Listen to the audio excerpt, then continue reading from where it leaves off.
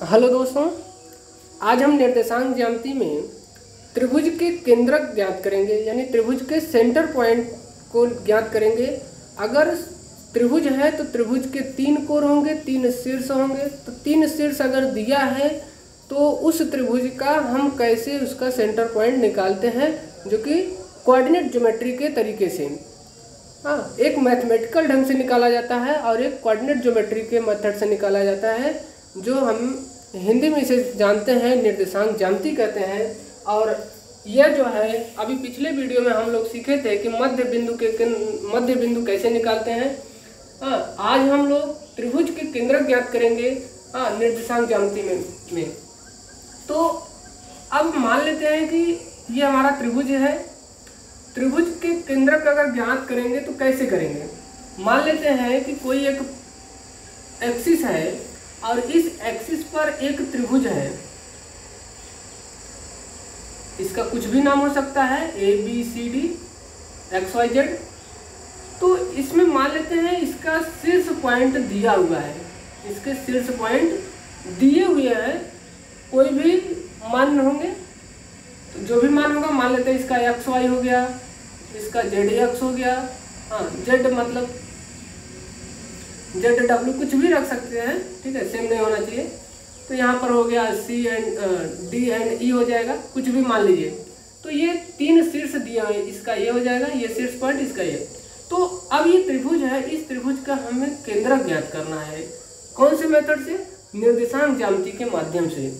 तो निर्देशांक ज्यामिति के माध्यम से अगर हम त्रिभुज के केंद्रक यानी सेंटर पॉइंट को अगर हम ज्ञात करते हैं तो उसके लिए एक फार्मूला है जो यहाँ से निकल कर आता है। क्योंकि अगर ज्योमेट्रिकल तरीके से अगर हम इसे सॉल्व करेंगे तो वीडियो बहुत ही लंबा हो जाएगा। सिर्फ और सिर्फ हम आज क्वेश्चन और फार्मूले के हिसाब से इस क्वेश्चन को सॉल्व करना सीखेंगे। तो यहाँ पर जो है देखिए, त्रिभुज के केंद्रक के निर्देशांक फार्मूला क्या होता है? x1 + x2 + x3/3, y1 + y2 + y3/3 होता है। तो ये आता कहाँ से है? जैसे कि आपने मध्य बिंदु को निकाला था, x1 + x2/2, y1 + y2/2 होता है। तो यहाँ पर जब त्रिभुज के केंद्रक की बात होती है, त्रिभुज के केंद्रक का मतलब होता है सेंटर पॉइंट। इस सेंटर पॉइंट को हम कैसे ज्ञात करेंगे? तो उसके लिए ये आपका फार्मूला है, ठीक है। इस फार्मूले का आपको याद रखना होगा। अगर आपको ये फार्मूला याद है तभी आप क्वेश्चन को सॉल्व कर पाएंगे। तो ये फार्मूला आपने देखा है, x1 + x2 + x3/3, y1 + y2 + y3/3। तो अब ये सेंटर पॉइंट है, तो सेंटर पॉइंट का भी कुछ ना कुछ नेम होंगे। तो मान लेते हैं यहाँ पर F एंड G है, सपोज दैट, एक एग्जांपल के तौर पर हम बता रहे हैं। तो अब हमारा एक क्वेश्चन हम इसी के अंतर्गत लेते हैं। क्वेश्चन हमारा है, एक त्रिभुज के शीर्ष का मतलब होता है सिरा। हाँ, तो शीर्ष के निर्देशांक -4,6, 3,-2 तथा -2,5 है। तो त्रिभुज के केंद्रक के निर्देशांक ज्ञात करना है। मिड पॉइंट को पूछ रहा है, मध्य बिंदु को पूछ रहा है कि कैसे निकालेंगे। अगर एक ट्रेंगल है, उस ट्रेंगल का हम सेंटर पॉइंट निकालने के लिए इस फार्मूले का यूज करेंगे। तो हम पहले क्वेश्चन को सॉल्व करते हैं। यहाँ पर हम यहाँ पर सबसे पहले लिख लेंगे -4,6, 3,-2 और -2,5। अब हमें ये पता होना चाहिए कि इसमें कौन सा x1 है, कौन सा x2 है, कौन y1 है, कौन y2 है। ये हमें पता होना चाहिए क्योंकि हम पिछले वीडियो में आपको बता चुके हैं। तो यहाँ पर हम लिखते हैं x1 y1, x2 y2, ये x3 y3। जब आप क्वेश्चन सॉल्व करेंगे तो इस हिसाब से आप नहीं लिखेंगे। ये हम आपको शॉर्टकट तरीका बता रहे हैं। आपको लिखना होगा यहाँ पर x1 = -4, x2 = -3, x3 = कितना हो जाएगा? -2। उसके बाद y1 कितना है हमारा? 6, y2 = कितना है? -2 और y3 = 5। यहाँ से हमने लिख दिया। तो ये आपको कॉन्सेप्ट क्लियर होना चाहिए, तभी आप क्वेश्चन को सॉल्व कर पाएंगे। अब हम इस फार्मूले को लेते हैं मध्य बिंदु निकालने के लिए। फार्मूला हमारा वही होता है, x1 + x2 + x3/3, y1 + y2 + y3/3। Okay, तो ये फार्मूला है आपके। अब इसी फार्मूले में हम इस न्यूमेरिकल वैल्यू को पुट करेंगे तो देखते हैं कितना आता है हमारा इसका सेंटर पॉइंट निकल करके। तो x1 का मान कितना है -4, x2 कितना है 3 है, तो धन का चिन्ह है तो धन का चिन्ह लगाएंगे धन। फिर देखिए यहाँ पर x3 है -2 है, तो प्लस और माइनस का जो मल्टीप्लिकेशन होता है तो माइनस हो जाता है, तो चिन्ह किसका होगा ऋण का होगा y3 हो जाएगा, कॉमा। इसके बाद y1 कितना है, y1 6 है, प्लस y2 कितना है -2, तो देखिए प्लस माइनस क्या हो जाएगा माइनस, फिर उसके बाद प्लस 5 हो जाएगा /3। अब इसको जोड़ लीजिए, देखिए माइनस और माइनस है तो जुड़ेगा, मगर चिन्ह किसका होगा ऋण का होगा, तो 4 और 2 कितना हो जाएगा 6 हो जाएगा। एक बार और हम सॉल्व कर लेते हैं ताकि आपको इजी हो जाए, +3/3 कामा। अब देखिए प्लस प्लस को पहले जोड़ लेंगे तो 6 5 11, और 11 में से अगर 2 घटाते हैं तो कितना हो जाएगा 9, मगर चिन्ह किसका होगा धन का, क्योंकि हमारा धन का जो मूल मान है वो ज़्यादा है, ठीक है। तो 6 5 11, 11 में से 2 गया कितना हो गया 9, तो 9/3 हो गया। अब देखिए ऋण 6 और +3 घट जाएगा, प्लस माइनस है तो कितना आएगा ऋण 3 आएगा। क्यों, क्योंकि ऋण का जो चिन्ह का मान है वो ज़्यादा है, इसलिए हमारा ऋण 3 आएगा, ऋण 3/3। और ये देखिए कितना है 9/3 है। अब इसे काट देंगे तो 3 से कट जाएगा तो 1 आ जाएगा, और यहाँ कटेगा तो 3 आ जाएगा, 3 3 का 9। तो हमारा सेंटर पॉइंट जो हमारा निकल के आया वो कितना होगा -1,3। तो इस क्वेश्चन का अगर हमें मिड पॉइंट जो पूछ रहा है वो मान कितना होगा हमारा -1,3 आंसर हो जाएगा। उम्मीद करते हैं आपको ये समझ में आया होगा। अब हम नेक्स्ट क्वेश्चन लिए हैं, थोड़ा सा अलग टाइप्स का क्वेश्चन है मगर इसी से रिलेटेड है। कभी कभी क्वेश्चन आपको सेम देगा मगर उसके न्यूमेरिकल मान में थोड़े से चेंजिंग कर देता है, जिससे बच्चे जो है कन्फ्यूजन पड़ जाते हैं और क्वेश्चन सॉल्व करते करते उनका आंसर नहीं आता है।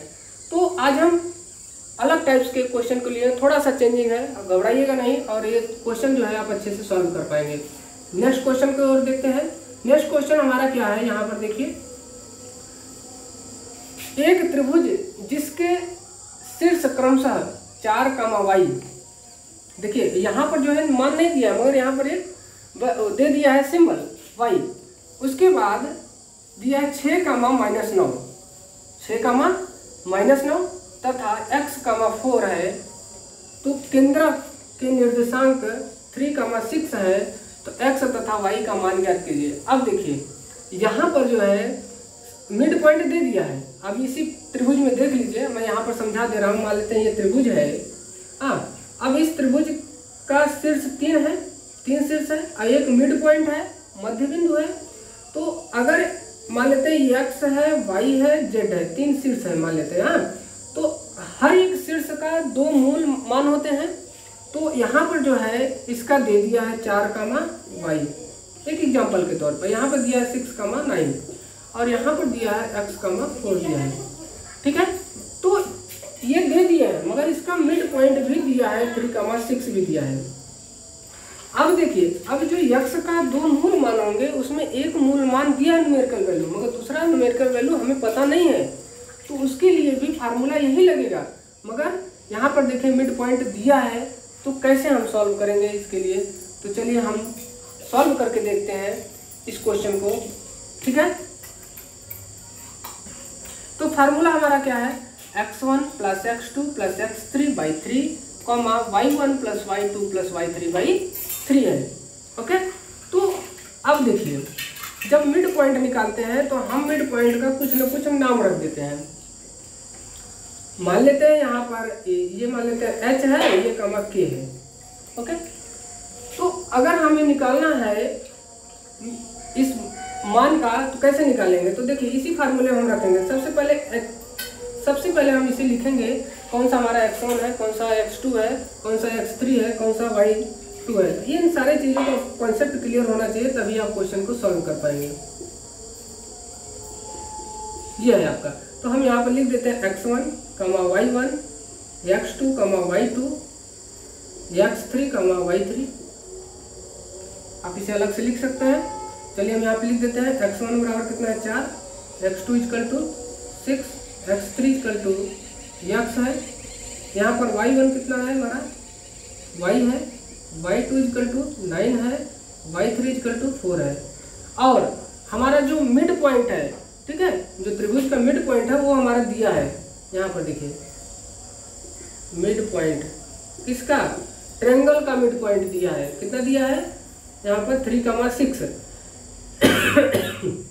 तो h बराबर 3 हो जाएगा, k बराबर 6 हो जाएगा। ओके, तो अब हम यहाँ पर अलग अलग मान निकाल लेंगे।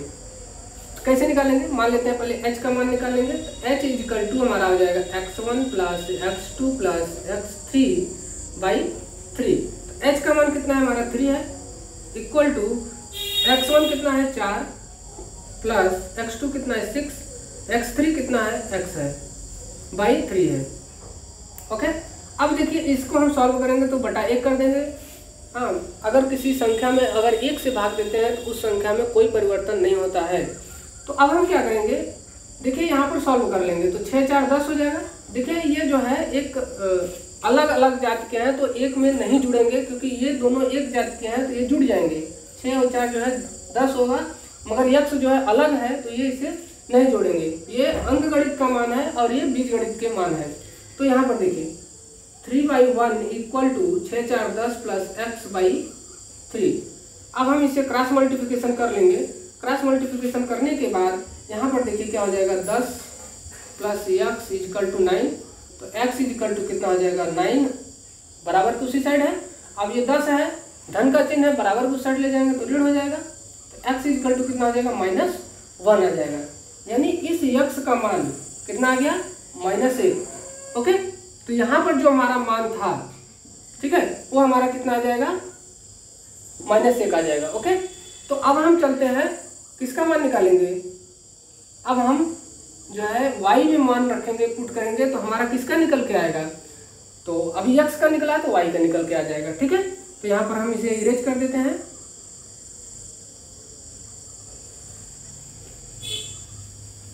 चलिए, तो अब यहाँ पे लिखेंगे k equal to y1 plus y2 plus y3 by 3। Okay, ये फार्मूले में फिट करेंगे। तो k हमारा कितना मान है 6 है, तो 6 रखेंगे। y1 कितना है हमारा y है, प्लस y2 कितना है हमारा 9 है, y3 कितना है 4 है बाई 3। इसके बटा 1 कर देंगे, इसको जोड़ देंगे, 9 4 13 प्लस y हो जाएगा। तो देखिए 6/1 बराबर कितना हो जाएगा 13 प्लस y या y प्लस 13, कोई भी दिक्कत नहीं है। ठीक है, क्रॉस मल्टीप्लिकेशन कर लेंगे यहाँ पर तो कितना हो जाएगा 13 प्लस y इक्वल टू कितना हो जाएगा 6 18। तो y इक्वल टू कितना हो जाएगा 18 माइनस 13 बराबर कितना हो जाएगा 5। ठीक है, तो x का मान हमारा कितना आ गया -1 और y का मान कितना आ गया 5। तो यहाँ पर देखिए यही दो मान हमारा नहीं निकला हुआ था जो हमने यहाँ पर निकाल लिया। अगर मिड पॉइंट दिया है, अगर उसके मूल वैल्यू में अगर कोई मिस है तो हम उसको भी निकाल सकते हैं। अगर मध्य बिंदु निकालना है तो भी हम इसे निकाल सकते हैं। उम्मीद करते हैं आज का आपको वीडियो अच्छा लगा होगा। अगर इसे अच्छा लगा तो इसे लाइक सब्सक्राइब एंड शेयर जरूर करें अपने दोस्तों में, ताकि ज़्यादा से ज़्यादा लोग इस वीडियो को देख करके सीख पाएँ। धन्यवाद।